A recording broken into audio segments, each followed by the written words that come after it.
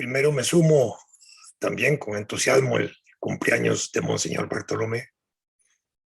Darle mi saludo a Monseñor Daniel Blanco, obviamente, al obispo auxiliar, como obispo auxiliar de la arquidiócesis, a Monseñor Garita, que también está presente en esta actividad hoy, al doctor Fernando Sánchez, rector de la Universidad Católica, a usted, Padre Alexis, a Juan Carlos, a Paola y a esa querida amiga politóloga argentina Artavia, quizás a quien le debo que me hayan ustedes invitado.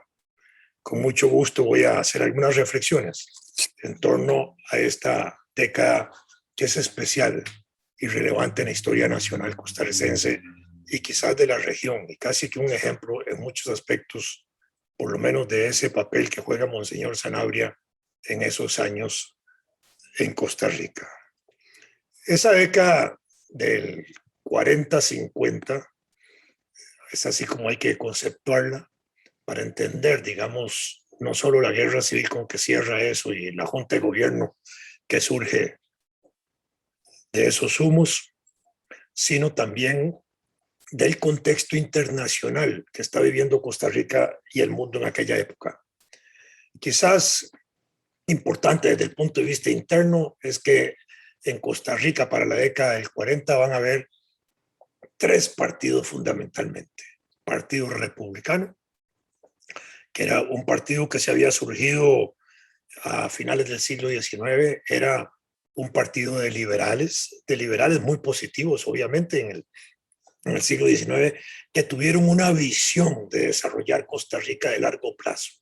Era gente que pudo trazar una ruta de Costa Rica desde los años 70, 1870, fortalecido eso en los proyectos que se producen entre 1882 y 88 con las reformas, con la Comisión Codificadora y las grandes medidas liberales que se impulsan hasta justamente el periodo de ascenso del doctor Calderón Guardia, donde más o menos hoy coincidimos la mayor parte de los analistas e historiadores en que hasta ahí llega más o menos el límite de esa proyección liberal del siglo XIX. Alguien podría ver y pensar, y así se ha discutido también, de que con la Asamblea Constituyente de 1949, por la naturaleza de la discusión que se tuvo de la Constitución del 71 para redactar la nueva Constitución, ahí se proyecta también parte de ese liberalismo.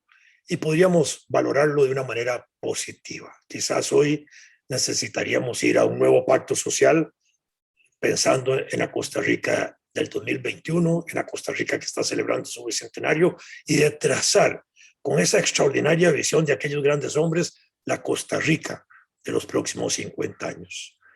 Bueno, estaba el Partido Republicano.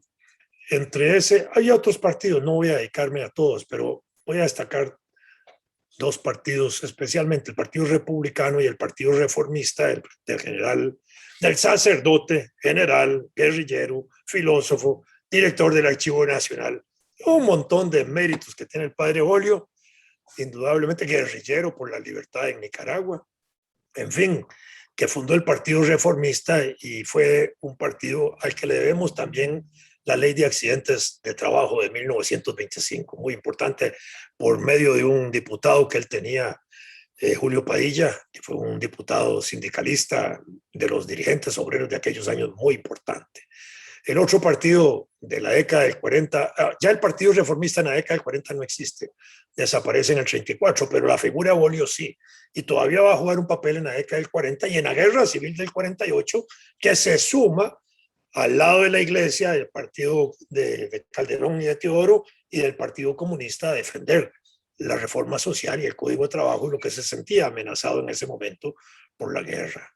Está el Partido Comunista de Costa Rica, que tiene raíces más viejas de 1931 por antecedentes de otros partidos obreros que los dejamos de lado porque no tengo tiempo para hablar de eso, pero que en el año 31 se funda con gente muy joven.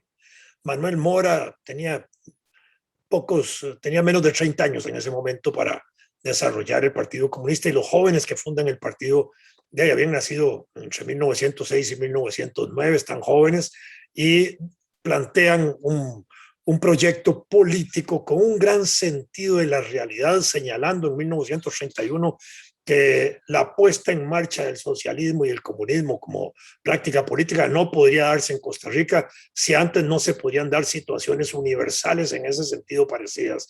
Y mientras no cambiara también la naturaleza de los Estados Unidos por su cercanía con nosotros, y en ese sentido se convierten en un partido de propuestas prácticas, de transformaciones prácticas y de reformas prácticas sobre una consideración política de que a mayor democracia se podía acercarse al socialismo, para decirlo más o menos de esa manera. Bueno, esos son los tres partidos más importantes. Por supuesto que el Partido Republicano tiene líderes extraordinarios, grandes dirigentes, grandes presidentes en ese periodo, pero ahí están. Tenemos un elemento que no es un partido político, pero tiene una presencia riquísima y extraordinaria en la historia del país, que es la Iglesia Católica. Nadie lo puede negar. No solo porque nos marca un ADN desde la época colonial, sino también porque en los días de la independencia la Iglesia Católica está ahí metida. Y en las primeras juntas de gobierno, entre 1821 y 1824, y en el Acta de Independencia de Cartago, ahí están las firmas de sacerdotes, importantísimos ellos, entre ellos uno de los más notables y brillantes sacerdotes e intelectuales, que fue también rector de la Universidad de Santo Tomás, Juan de los Santos Madrid, tío de nuestro gran presidente, jefe de Estado y presidente José María Castro Madrid. Ahí está la firma, indeleble, nadie la puede negar. Están presentes. ¿Y por qué estaban ellos ahí? Porque eran independentistas. También tengamos presente eso. Si hubieran sido monarquistas, no hubieran estado en el Acta de la Independencia. Eran independentistas, como lo fue Morelos, como lo fue Hidalgo, como lo fueron los 150 sacerdotes mexicanos que cayeron luchando por la independencia en el Virreinato de México, al cual nosotros pertenecíamos. Bueno, esa iglesia, ahí heredamos eso. Interesante en ese desarrollo inicial, que cuando ya se constituyen los primeros gobiernos a partir de Juan Mora Fernández, ahí ya no aparecen en las estructuras políticas. Pero en ese primer momento, cuando se sentaban los hombres preclaros, intelectuales, lúcidos, que podían orientar a la población, entre ellos la feligresía católica, ahí estuvieron sacerdotes, y no pocos, hasta 5 sacerdotes jugaron un papel importante en las juntas de gobierno. Aparte de eso, algunos de estos sacerdotes jugaron papeles importantes de negociadores políticos, de diplomáticos y otras cosas en ese año. Después vinieron en la campaña de 1856. Anselmo Llorente y Lafuente, primer obispo de Costa Rica, se sumó inmediatamente al llamado que hizo Mora a la preparación de las armas a finales de 1855, llamando al pueblo católico a sumarse en la posibilidad de apoyar. Y cuando marcharon las tropas, con cada batallón marcharon también sacerdotes a cumplir su santa misión al lado de las tropas costarricenses y a cumplir su papel pastoral importante, ayudando a los combatientes, a los heridos e incluso dándole la asistencia a los que fallecían. Bueno, y el gran padre de todo eso, el padre Francisco Calvo, capellán del Ejército Nacional, un hombre de los más extraordinarios que ha tenido la Iglesia Católica en el siglo XIX, que no solo por su presencia en el ejército, sino también por el papel que juega en la vida política de esos años hasta su muerte en 1890, impulsando leyes liberales porque era un liberal, metiendo al obispo Tira hasta en la logia masónica que él fundó. Ahí está en el Museo Masónico las muestras, digamos, de su participación en la logia masónica de aquella época, que es una cosa interesantísima.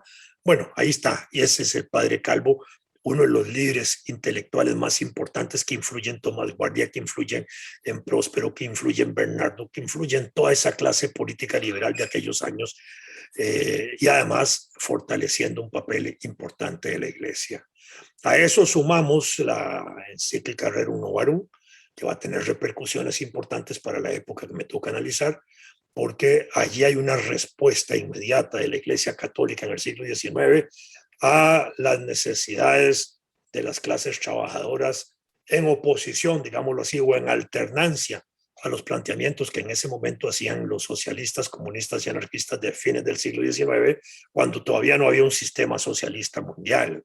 Después vino, y aquí el obispo Til hizo de la carta pastoral su propio documento, la Carta Pastoral número 30, del justo salario de los obreros, campesinos y desposeídos de bienes de fortuna, que le provocó un pleito enorme con el gobierno de José Joaquín Rodríguez, que le decía al obispo que hablar de salarios, eso no era posible para los sacerdotes, porque eso era un tema económico del gobierno, que hablar de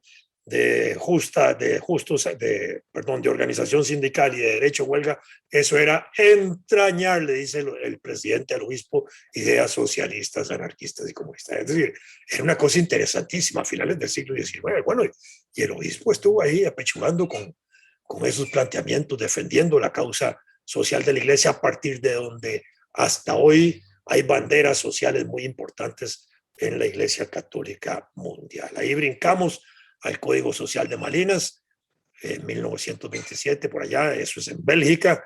El cardenal Mercier impulsa, ahora sí, una respuesta a la Unión Soviética, a Rusia y a la Unión Soviética como sistemas socialistas nuevos, para ahora sí en la práctica enfrentar el desarrollo de los países socialistas que estaban surgiendo en Europa, Asia y en algunos movimientos importantes en Europa Central, y ahí impulsa entonces organizaciones.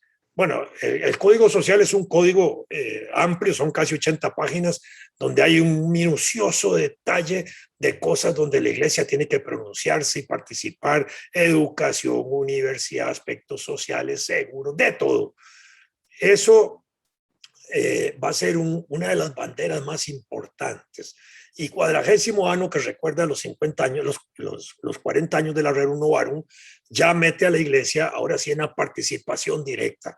Y entonces impulsa acción católica, juventud estudiantil católica, juventud universitaria católica, juventud obrera católica, hermandades de trabajo, que por ahí existe todavía. En fin, una gran cantidad de organizaciones, porque había que neutralizar ahora sí la existencia de partidos comunistas, socialistas, fuerzas sindicales anarquistas, sindicatos de todo tipo que tenían alguna influencia de esos sectores, y ahí la iglesia vuelve a asumir y a levantar banderas sociales muy, muy importantes. Esos fueron, como decir, los grandes tres elementos importantes de la iglesia, de tipo nutricional, ideológico, de pensamiento social, que van a influir en la formación de un joven costarricense que está estudiando en Bélgica, en la Universidad Católica en un primer momento y en la Universidad Libre de Bruselas en otro momento. De manera que ahí el doctor Rafael Ángel Calderón Guardia se nutre de la parte social de la iglesia y por otro lado de las ideas liberales de la Universidad Libre de Bruselas. Y es una mezcla interesantísima. Él, que fortaleciendo siempre sus valores social cristianos, no dejaba de actuar en algunas cosas como un verdadero liberal. Y ahora después voy a dar un detallito nada más de eso para entender el significado y la importancia de un hombre como fue el doctor Calderón Guardia. Bueno, eso tenemos ahí ese escenario ahí para la década del 30.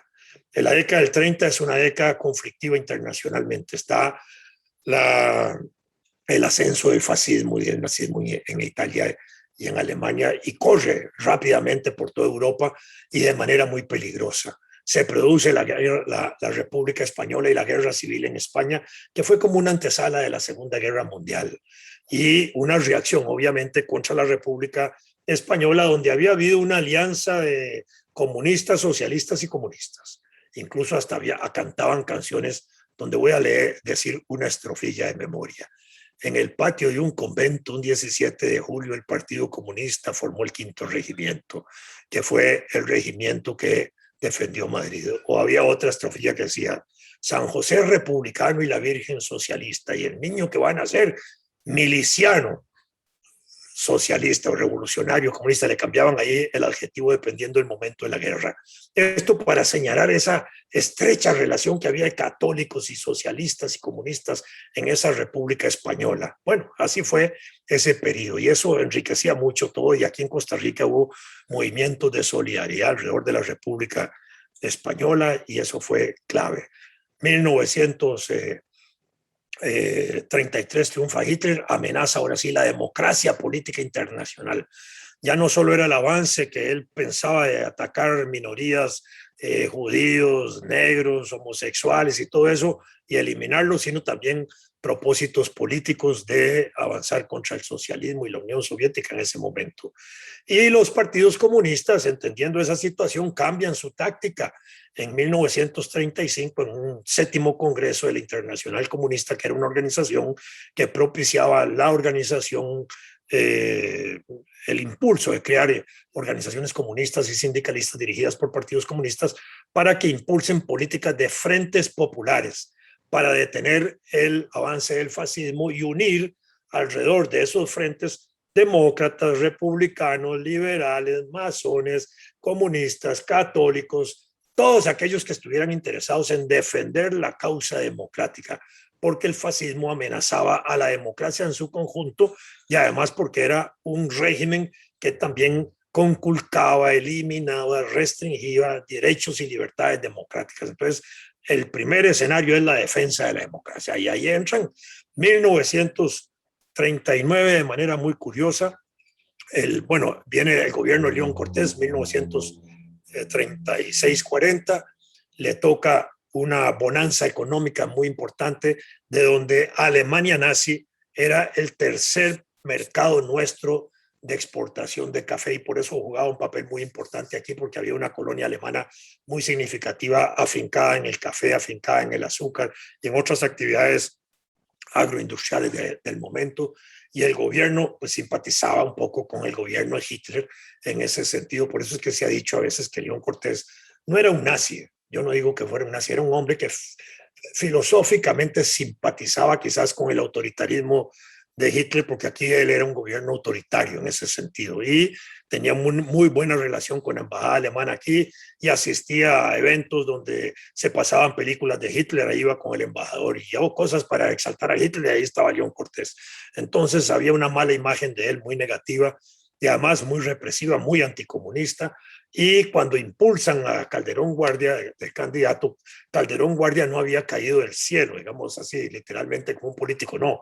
Él vino de Bélgica, médico, prestigioso, se mete a la política porque tenía una familia de políticos, su padre también educado en Bélgica en la Universidad Católica, desde finales del siglo XIX se había metido a crear un partido Unión Católica por ahí, que los liberales proscribieron porque era muy peligroso, un partido Unión Católica alentando a los católicos en las luchas políticas, entonces le prohibieron participar en política, pero él se mantuvo con un periodiquito, La Justicia Social, se mantuvo en las ideas sociales, ahí estuvo Jorge Bolio, inculcan indudablemente en Rafael Ángel esos valores y esas sensibilidades sociales, va a estudiar a las mismas universidades de su padre, regresa a Calderón, lo meten a la política, en 1930 es munícipe de San José, llega a ser presidente del Consejo Municipal, en el año 34 entra de diputado a la Asamblea Legislativa hasta 1939, justo el año en que también fue electo Manuel Mora Valverde y Efraín Jiménez Guerreros, que fueron los dos primeros diputados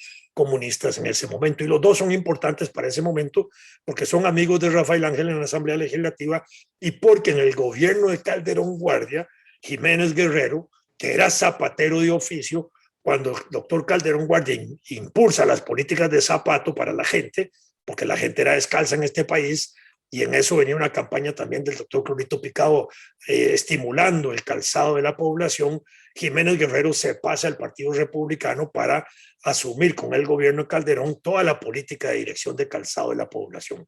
Entonces eran un trío ahí importante que venían desarrollándose en ese momento, pero digamos en el año 39 al impulso de León Cortés, la candidatura a Calderón Guardia, con una iglesia en ese momento conservadora, con el obispo anterior a Sanabria, Monseñor Castro Stork, ahí hacen un pacto para eliminar las leyes liberales que se habían producido entre 1882 y el 88. En el 82, cuando se saca la educación religiosa de la escuela, y en el 84, cuando se toman una serie de medidas muy directas contra la iglesia, de restricciones y de prohibir el diezmo y la primicia y hacer procesiones públicas nada más que el Día del Santo de la localidad y jueves y viernes santo y algunas otras medidas que se impulsaron por ahí y expulsión de órdenes religiosas, la expulsión del obispo, en fin, algunas medidas en ese sentido y eso reacciona y esas leyes permanecen hasta 1940.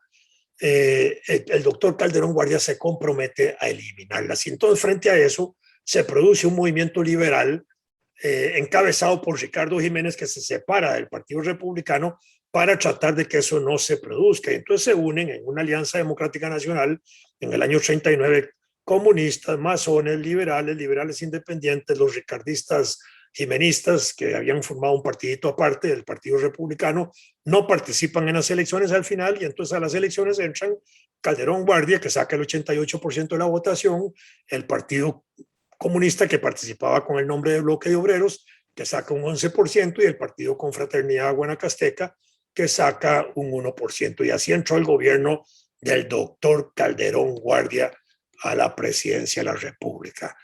Extraordinario inicio tiene él con su discurso inicial el 8 de mayo, cuando ahí anuncia seguros sociales y anuncia una gran cantidad de cosas importantes que se van a hacer de manera inmediata. Pero las primeras medidas que toma el doctor Calderón Guardia son de instruir a su ministro de Educación, Luis Demetrio Tinoco, para que derogue las leyes liberales, y las derogan en 4 o 5 meses inmediatos a la asunción del gobierno, las derogan, y de impulsar la apertura de una nueva universidad. Ahorita vuelvo a esto.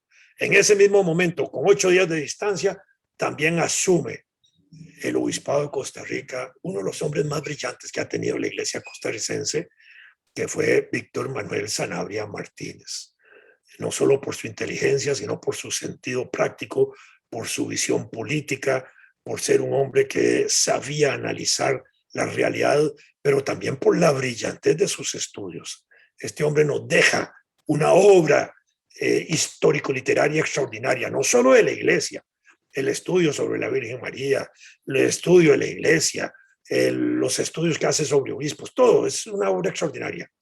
Alguna vez mi maestro Obregón Loría me dijo que había hecho estudios que incluso los llegó a quemar. No sabemos si quedarán por ahí obras, pero esa tarea se la dejo a mis queridos oyentes aquí, obispos y eso, para ver si meten la manita ahí por el archivo, a ver si aparece alguna de esas obras que se dijo que fueron quemadas, a ver si aparece por ahí, que pueden ser interesantes, que el obispo a última hora tomara la decisión de destruirlas, y tal vez dejó alguna guardadita en el archivo eclesiástico que nadie ha encontrado, pero esto se lo digo yo ahora públicamente. Los reto, los invito en ese sentido. Bueno, entonces ahí empieza. La Universidad de Costa Rica, Calderón Guardia dice, no hay que abrir de nuevo la Universidad de Santo Tomás, lo dice él, porque esa era una universidad pontificia. Y una universidad pontificia significaba que la iglesia podía meter mano en proyectos académicos, en programas académicos, en el nombramiento de profesores, etc. Y él dice, debe ser más bien una universidad autónoma, libre, que había sido también un poco el consejo que había dado el profesor Luis Galdames, que fue uno de los que impulsó la necesidad de abrir la Universidad de Costa Rica lo más pronto posible. Y entonces él abre la universidad en esas condiciones. Por eso se habla de la creación de una universidad, aunque arrastre la Facultad de Derecho y algunas otras unidades académicas que habían sobrevivido a esa. De manera que el gobierno Calderón Guardia inicia con eso. En su gobierno se hacen obras realmente portentosas, importantes, no solo la derogatoria de las leyes liberales, que lo he señalado así, en simple, porque no tengo mucho tiempo. Se hace el reconocimiento de derechos de los colegios privados, incluso para que terminen en los cursos lectivos, porque antes los colegios privados llegaban hasta 4º año y el 5º año tenían los muchachos que pasar a los colegios públicos. Aquí no, ya se les da el derecho a que den títulos. Se arreglan los límites con Panamá en 1941, después del conflicto que hemos tenido en 1921. Se declara en diciembre de 1941 la guerra Italia, Alemania y Japón, y esto nos mete a nosotros en la guerra y nos mete aliados a los Estados Unidos en primer lugar, porque es el presidente Roosevelt el que le pide a Calderón Guardia que solidariamente participe en la condena del ataque que fueron víctimas de ellos en Pearl Harbor. Y entonces en esa respuesta Calderón declara la guerra a Italia, Alemania y Japón en los primeros días de diciembre, y eso provoca una ruptura, ahora sí, con el grupo cortesista de León Cortés y de los alemanes en Costa Rica, y hasta se intenta un golpe de Estado contra Calderón que lo orienta justamente, lo separa de ese grupo y lo orienta a buscar un apoyo diferente, a lo cual la iglesia le brinda en primer lugar su apoyo, encabezada por Monseñor Sanabria, y los comunistas igualmente, porque tenían algunas coincidencias sociales importantes. Y en ese sentido se inicia un proceso de varios meses, no es que así fue de la noche a la mañana, declaró la guerra y al día siguiente todo el mundo estaba aliado, no, fue un proceso de gotas durante el año 42 para que en junio de 1943 se produjera esa extraordinaria alianza política que resultó en la aprobación de las garantías sociales y el Código de Trabajo en 1943.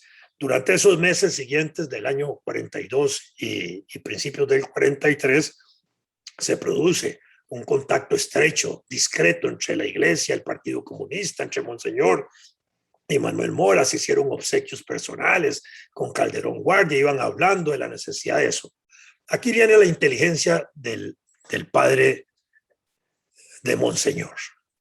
Hasta ese momento, los comunistas gobernaban en Costa Rica el movimiento sindical.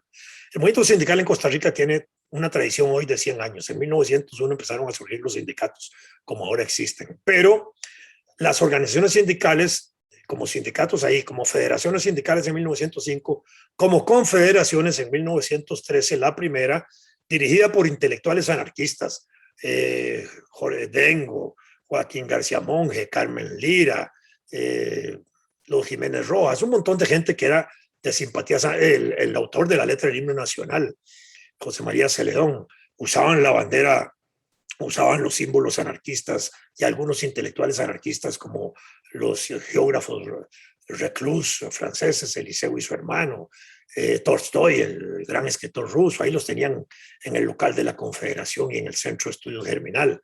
Bueno, se estaban vinculados ellos a la Revolución Rusa, a la Revolución Agraria Mexicana, y en la Revolución Agraria Mexicana ese grupo de intelectuales se vinculó a la Confederación Revolucionaria Obrera de México, la CROM, que dirigían los hermanos Flores Magón, que eran anarquistas, y tenían correspondencia entre José María Celedón, que era el secretario de correspondencia del Centro Germinal, y la CROM, y ahí tenían un vínculo estrecho. Entonces andaban girando alrededor de todas esas ideas, y el movimiento sindical se desarrolla de manera única, con una organización única para todo el país, desde 1913 hasta el 23, dirigida por este grupo de intelectuales anarquistas literarios, los llamo yo.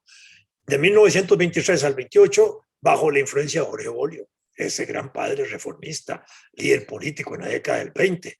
Y a partir del 28, en medio de la crisis mundial que se produce por la depresión, se desintegra, la Confederación General de Trabajadores en el 23, al darle el apoyo a Jorge Bolio, se desintegra, aparecen otras organizaciones sindicales, una Confederación Obrera Nacional que en el año 28 cambia de nombre a la Unión General de Trabajadores, que va a ser la base de la gestación también del Partido Comunista en el año 31. De manera que cuando el Partido Comunista nace con una organización sindical que era única en el país.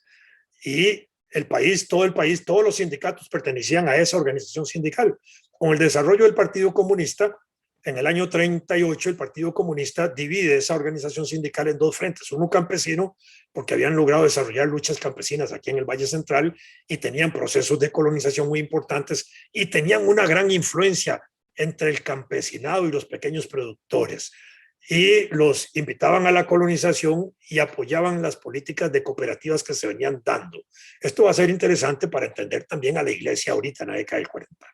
Entonces, hasta 1943 el Partido Comunista maneja el movimiento sindical. En el año 42, esa división que había hecho de las dos organizaciones campesinas y obreras, las vuelve a reunir en el Comité Nacional Sindical de Enlace, y con eso está trabajando en el año 42-43. En eso viene este proceso de conversaciones ahora con la iglesia, y Monseñor Sanabria le dice a los comunistas: don Manuel, yo estoy interesado en tener una organización sindical tan poderosa como la de ustedes. Yo sé que ustedes, los comunistas, creen que si yo creo una organización sindical voy a dividir el movimiento sindical, y yo al contrario, creo que lo voy a fortalecer. ¿Por qué? Porque muchos obreros no se meten con sus sindicatos porque ustedes los dirigen, esa es la verdad. Pero si nosotros los dirigimos, vamos a fortalecer el movimiento sindical, de manera que vamos a meternos en eso. Y en eso impulsa a dos sacerdotes inteligentes, los dos, brillantes los dos, Benjamín Núñez, para que se forme especialmente en la parte sociológica y la organización sindical, y a otro igualmente brillante, su hermano Santiago, que creo que todavía está vivo, ese era un viejito como de 100 años, que impulse el movimiento cooperativo, porque el Partido Comunista estaba metido ahí. Y entonces la iglesia se mete de manos llenas a organizar sindicatos y cooperativas. Pero ya se había creado la Caja Costarricense del Seguro Social y ahí habían dos representantes obreros del Partido Comunista. Rodolfo Guzmán, que era un dirigente sindical, y Enrique Benavides Chaverri, abogado, que había escrito una serie de artículos sobre la necesidad del Código de Trabajo. Y le dice, Monseñor Manuel, yo necesito un campito ahí en la caja, pero solo hay dos dirigentes sindicales, necesito que usted me dé uno. Entonces el partido acepta darle un campito ahí y sacan a Enrique Benavides y meten a Benjamín Núñez. ¿Ah?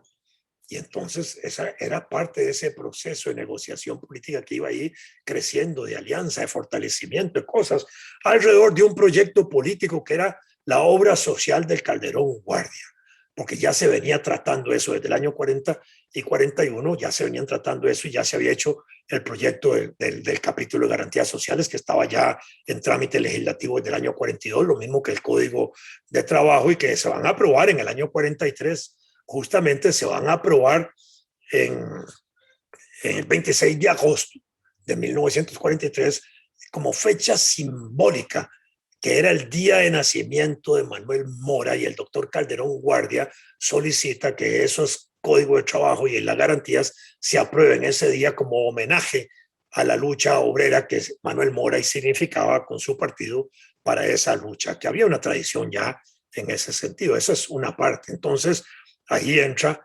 aquí Manuel. ¿Y qué saca Manuel Mora de Monseñor Sanabria? Monseñor Sanabria, también hay que decirlo, que entre el año 38, cuando era obispo de Alajuela, y hasta que es obispo todavía en sus primeros momentos, era muy anticomunista y estaba muy imbuido de ese sentimiento anticomunista y atacaba muy duro al Partido Comunista de Costa Rica.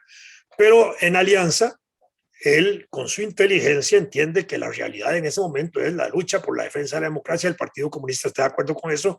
El Partido Comunista renuncia en ese momento a establecer la dictadura del proletariado como un modelo político. Se separa de las luchas antiimperialistas que se venían agitando como políticas internacionales comunistas.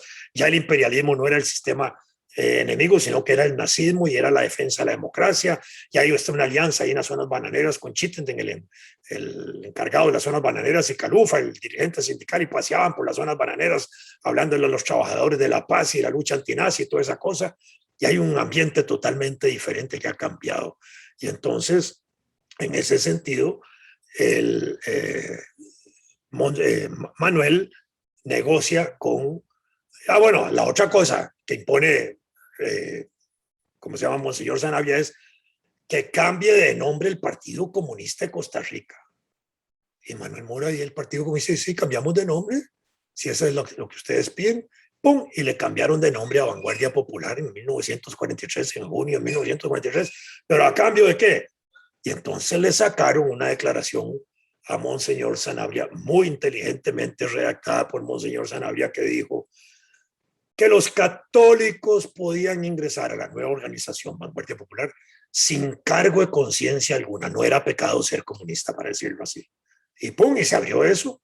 Y empezó una alianza poderosa de Iglesia, Partido Comunista, Vanguardia Popular en ese momento, apoyando al doctor Calderón Guardia, que se lo querían traer abajo por la reforma social y por una serie de medidas que venía impulsando. La obra social del doctor no solo se reduce a eso, en carreteras, en escuelas, en edificios públicos, en una gran cantidad de cosas. Fue verdaderamente interesantísimo. La Junta Nacional de la Habitación de las Casas Baratas, las políticas de calzado, la mayor parte de los colegios profesionales del país fueron creados en esa administración. En fin, el Partido Comunista venía agitando en ese momento el Plan Nacional de Emergencia para salir de la crisis de guerra, que se subsume en todas esas políticas sociales, ¿verdad? En ese momento, en la década del 40, también aparece un grupo de sectores medios, clases medias, con el Centro de Estudios para los Problemas Nacionales, que se vuelven opositores al gobierno y opositores a la alianza con Calderón Guardia, la Iglesia y el Partido Comunista. Incluso cuando salen las garantías sociales, publican un editorial que se llama El opio de las garantías sociales, ¿verdad? Como que eso era un sueño de drogaditos, ¿verdad? Fundan un partido, fundan una revista Surco, fundan un periódico también socialdemócrata. En ese momento periódico político solo tenía el periódico Trabajo del Partido Comunista y aquí sacan ellos un periódico igual. La situación de la guerra mundial produjo una tensión interna horrorosa. Hubo un bombardeo, un torpedo que hundió un barco, el vapor San Pablo, en julio de 1942. Eso provocó una explosión social en Costa Rica. Frente a esa explosión social en Costa Rica, donde se atacaron los establecimientos de los alemanes en Costa Rica, se levantó un empresario desconocido en ese momento llamado José Figueres, hablando de esa situación, defendiendo a los alemanes, atacando al gobierno, y el gobierno esa noche tomó la decisión de interrumpir su discurso y sacarlo del país, y lo hizo un líder político de esa manera. Pasó hasta el año 44 fuera del país en México y lo convirtieron en un líder político. Bueno, eso fue las elecciones del 44. Bueno, la otra cosa importante del pacto es que cuando se aprueban las garantías sociales en agosto, se convoca a un desfile el 15 de septiembre para celebrar la aprobación de las garantías sociales y el Código de Trabajo, porque además se declaró que ese día, 15 de septiembre, entraban en vigencia esas garantías sociales y ese Código de Trabajo. Y Calderón Guardia lo denominó Día de la Segunda Independencia. Bueno, ahí lo dejamos. Ese día hay un desfile por San José enorme. Y ahí pasan por la iglesia y está Monseñor Sanabria ahí de brazos cruzados en el atrio, viendo ahí el desfile pasar, y en eso viene en el jeep, donde viene Calderón Guardia, Teodoro Picado, Manuel Mora y otros dirigentes de gobierno, y para el jeep frente a la catedral. Se baja el doctor Calderón Guardia, sube las gradas, invita al señor obispo a que suba al jeep, y el obispo se mete al jeep. Y de ahí viene esa foto famosa donde están ellos cuatro, ¿verdad? Al día siguiente, el obispo fue atacado por todos los medios de comunicación opositores al gobierno, y sacaban caricaturas del obispo con hoces y martillos en sotanas, y le daban palo por todo lado. Y alguien lo interroga y le dice: ¿por qué se montó usted al jeep, monseñor? Y él muy inteligentemente dijo: yo soy el jefe de la iglesia, el presidente es el jefe del gobierno. Yo estoy viendo y celebrando la aprobación de las garantías sociales porque he estado de acuerdo con esa aprobación y estoy comprometido con ellas. Y en eso que yo estoy viendo el desfile, el presidente públicamente me hace una invitación para que me sume con ellos a celebrarla. Y el obispo de Costa Rica no puede hacerle un desaire público al presidente de la República. Por eso me monté al jeep y se montó y asumió las responsabilidades de aquel evento. Bueno, pero ese era un evento de profunda encarnación, de amistad, de entrañamiento, de un trabajo que habían hecho casi durante 2 años de pulir ese proceso para aprobar esas garantías sociales que tienen el sello indudable de Monseñor Sanabria. Bueno, así fue ese proceso. Eso culmina todavía en el año 43 para las elecciones del 44, cuando se produce ahora sí una coalición política entre el Partido Republicano y el Partido Vanguardia Popular, que se llama Bloque de la Victoria, para llevar a la presidencia de la República a Teodoro Picado, enfrentado a León Cortés, que todavía vivía. 2 años después muere en el 46. Bueno, vienen las elecciones, gana Teodoro Picado, se cuestionan esas elecciones, surge la idea de que hubo fraude. Teodoro Picado muy simbólicamente llegó a decir: aún sin fraude hubiéramos ganado, ¿verdad? Entonces se produce una situación tensa, el grupo opositor fuerte contra Teodoro Picado, el grupo de Figueres desde el exterior, y es ya cuando regresa en el gobierno Teodoro Picado, sostenía la tesis de que Teodoro Picado era un gobierno ilegítimo, que había que tumbarlo por la fuerza. Ahí hay 3 personajes: León Cortés, León Cortés, Otilio Ulate y José Figueres, que están disputando la jefatura de la oposición, sobre todo cuando muere León Cortés en el 46. León Cortés muere, Otilio hace una propuesta de ir a la elecciones del 48, si en el 48 vuelve a haber fraude, guerra civil. Figueres sostenía la tesis de que la guerra civil había que desarrollarla ya y había que tumbar a Picado. Y se prepara para eso y hacen acciones terroristas durante el año 46 y 47 en el interior del país, en ese sentido, preparando un ambiente en esa dirección. El gobierno de Teodoro Picado impulsa una reforma tributaria, un impuesto sobre la renta, un código electoral que fue redactado en parte por los comunistas, entre ellos el diputado Luis Carballo Corrales, uno de los hombres más brillantes que había en el Congreso y uno de los mejores oradores que tuvo el país en aquellos años. Él era comunista y fue el que redactó eso con ánimo de dar un código electoral para asegurar que en las elecciones no iban a haber fraudes y ese tipo de cosas. Ahí mismo se creó un tribunal electoral nacional, que es el que evoluciona al actual Tribunal Supremo de Elecciones, y el código electoral del 46 es el que sigue después de la revolución del 48 hasta el año 2009. Bueno, en el gobierno de Teodoro se crea la Contraloría General de la República el 18 de agosto del año 44. Se crea la Ley Orgánica del Presupuesto, la Ley Orgánica de Tesorería Nacional, reorganiza las juntas rurales de crédito que tenían una influencia muy importante del Banco Nacional de Costa Rica, desarrolla la sección de fomento de cooperativas agrícolas e industriales, porque el movimiento cooperativo ya era fuerte, venía fuerte. Las cooperativas surgen en Costa Rica en 1901, las primeras. No voy a hacer la historia del cooperativismo, pero desde ese momento hay cooperativas, se fortalecen con la creación del Banco Nacional, se le mete la mano con la participación de la Iglesia, el Partido Comunista había hecho lo propio, y ahí está. En el gobierno de Teodoro también ingresamos a las Naciones Unidas, que se fundan en 1945. Nosotros, como un país fundador de los 52 o 52 países creo que fueron los que fundaron la ONU, ahí estuvo Costa Rica. Se impulsó el Instituto Interamericano de Ciencias Agrícolas, que todavía está ahí jugando un papel importante. Se desarrolló el Instituto Geográfico Nacional, también muy importante para nosotros. Se trató de impulsar un servicio civil que después lo materializa don Pepe Figueres. Se impulsa el Código del 46, el Código Electoral y la Comisión Nacional Electoral. Se trató de establecer, se establecía en ese código el voto obligatorio. Es interesante eso. El voto hoy no es obligatorio, es de conciencia, pero en ese momento hay una tendencia mundial de ponerlo obligatorio. En las elecciones de 1946 hubo un repunte muy importante de la oposición política porque sacaron como 10 diputados y entonces eso asustó al gobierno y a los comunistas y entonces empezó a caldearse muchísimo más eso. Y la convención ya ganada por Otilio Ulate se preparaban para eso, pero hicieron en el año de 1947 un ensayo de fuerza contra el gobierno que fue una convocatoria de huelga de brazos caídos, así la llamaron, del 23 de julio al 3 de agosto, donde paralizaron el sector bancario, el sector comercial, especialmente de Cartago, poquito en San José. El día 2 de agosto se aprovechó eso para hacer una gran manifestación de protesta donde participaron mujeres. El gobierno tuvo la idiotez de hacer disparos al aire a una marcha de mujeres. Al día siguiente casi se cae el gobierno, tuvo que ceder el aparato electoral a la oposición. Las peticiones de la oposición era que entregaran el aparato electoral y toda la dirección de la policía en manos de la oposición para garantizar unas elecciones libres. Eso no se dio de esa manera.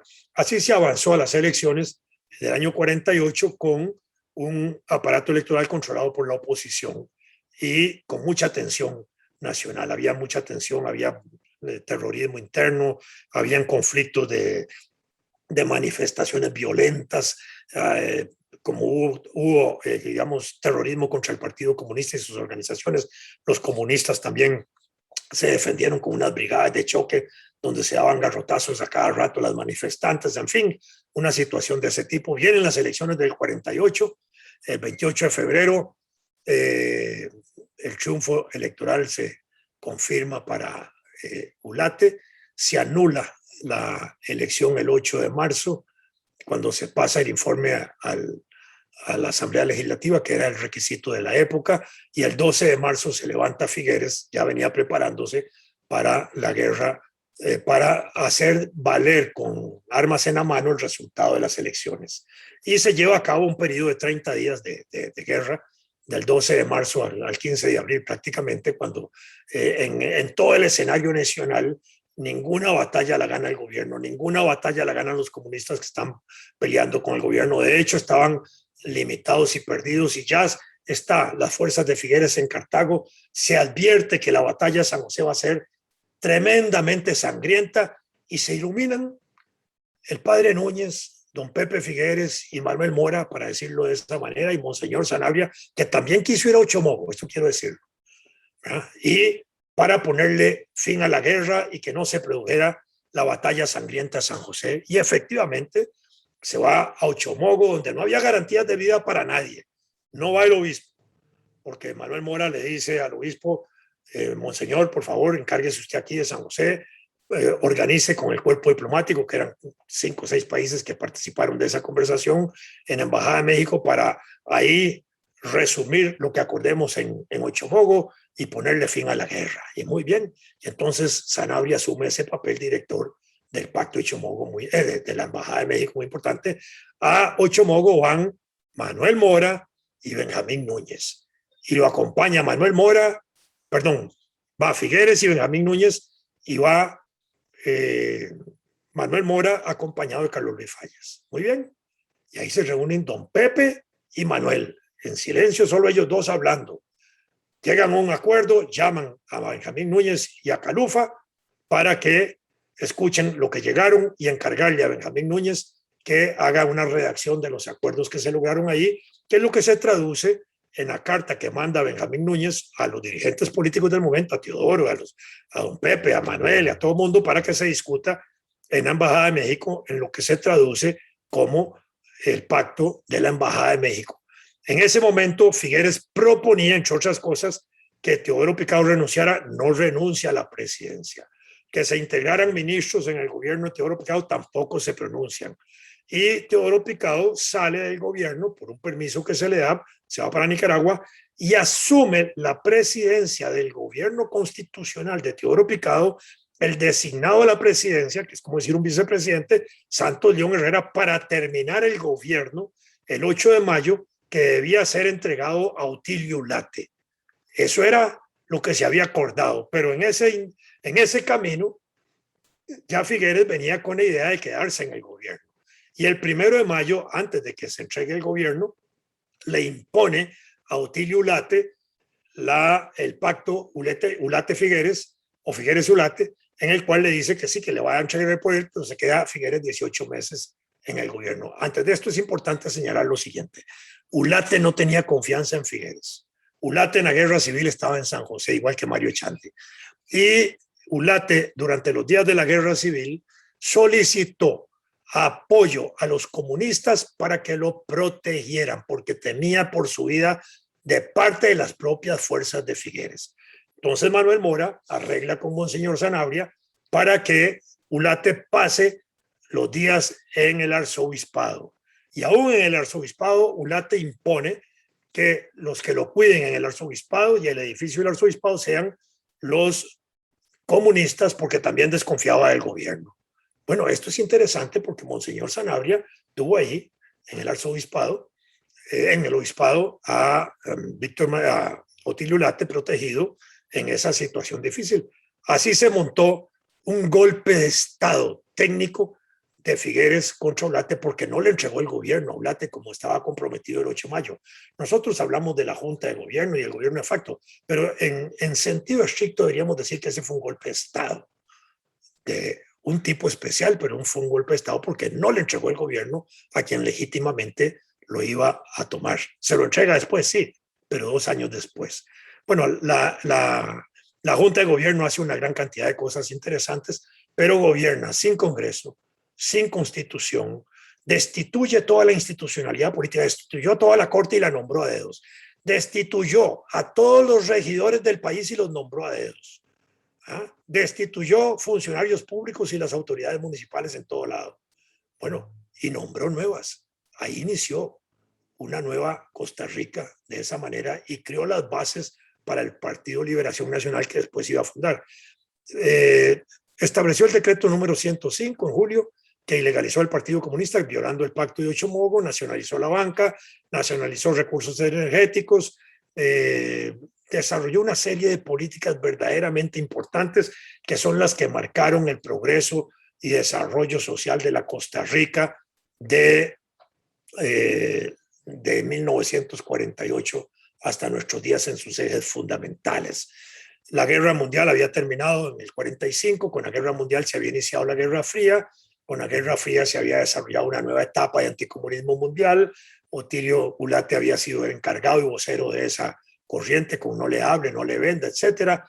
Ya no había un país socialista que era la Unión Soviética, había un sistema mundial socialista, casi 11 países en Europa Central construyendo el socialismo, y eso desarrolló un anticomunismo exacerbado por parte de Winston Churchill, creó una imagen de la cortina de hierro en Europa y creó una imagen de la cortina de bambú en el Asia, porque en el Asia estaba la independencia de la China, la independencia de la India, el proceso revolucionario de la China hacia el socialismo en 1948, la liberación de la península de Indochina, Laos, Camboya y Vietnam, con una fuerte tendencia comunista, igual la situación de la península de Corea, igual hasta que se produce la guerra del 50, etcétera.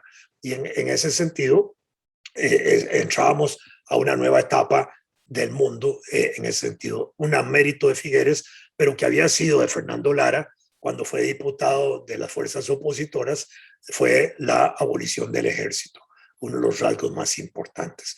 Así se concluye esa década del 40, con unos gobiernos extraordinariamente importantes, porque todos los 3 gobiernos que he mencionado, Calderón, Teodoro y Figueres en la Junta, fueron importantes para el desarrollo de la institucionalidad costarricense, para el fortalecimiento de la democracia política que hoy tenemos en Costa Rica, con sus lunares, porque el 48 dejó lunares, pero que fueron superados dichosamente por nuestra historia y por la inteligencia social y política que hubo. Otros obispos importantes en Costa Rica estuvieron muy ligados a esas luchas sociales en distintos momentos. Recuerdo Monseñor Arrieta y Monseñor Barrantes allá en Tilarán y en las zonas de Guanacaste, siempre defendiendo campesinos o pescadores.